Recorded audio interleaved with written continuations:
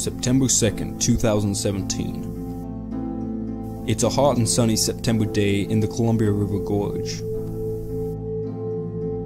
The temperatures have risen above 100 degrees, which means the risk of fire is very high.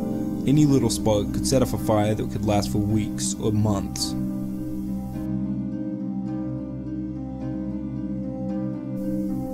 A couple of teenagers from Vancouver, Washington are at Eagle Creek near Cascade Locks, Oregon, playing with fireworks.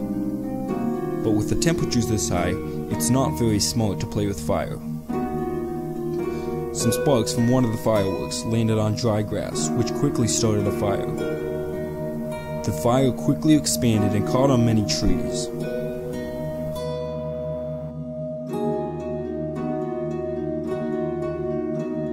In just a few days, the fire had spread over 5,000 acres.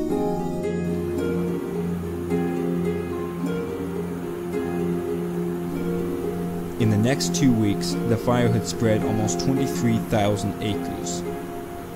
So it was just beautiful, sunny, kind of hot and windy, but beautiful weather in early September. And my stepson came back from hiking Silver Star and said, looked like there was a fire somewhere past Table Mountain, maybe on Eagle Creek. He couldn't tell from Silver Star, but anyways, I got a phone call from somebody wanting to see some property in North Bonneville. I'm a real estate agent, so I went up that way and got there a few minutes early and noticed the plume of smoke billowing up from the Oregon side just past Bonneville Dam.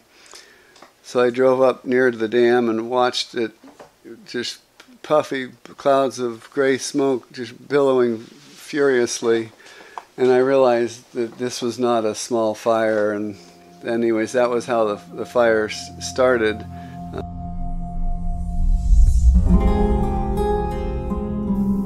The fire continued to grow more than 1,500 acres every day, making its way toward Portland, Oregon, which was still 45 miles away.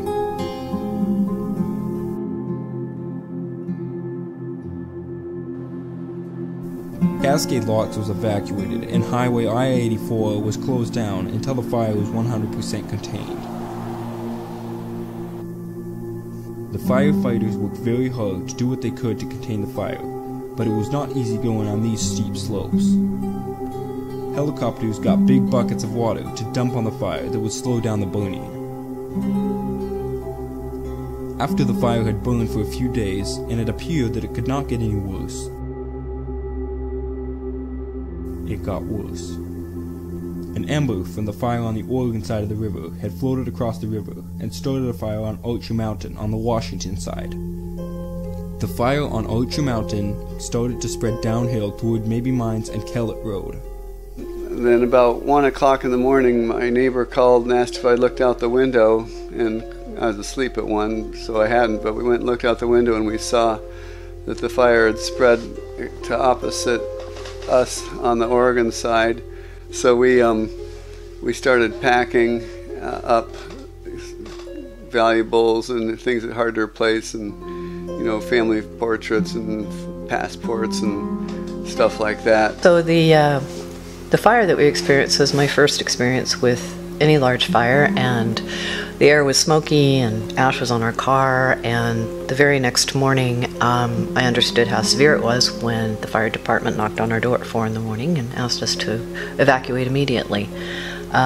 So was a little panicky, then relaxed and calmed down and gathered a few things and put them in the car and drove over to my brother and sister-in-law's house, and it was a big concern. We did go over and watch the fire, and it was out of control. It was just a tremendous fire. And what had happened, it had jumped from the Oregon side of the Columbia River over to our side and ignited on Archer Mountain. The fires on both sides continued to burn for almost 2 months after they started.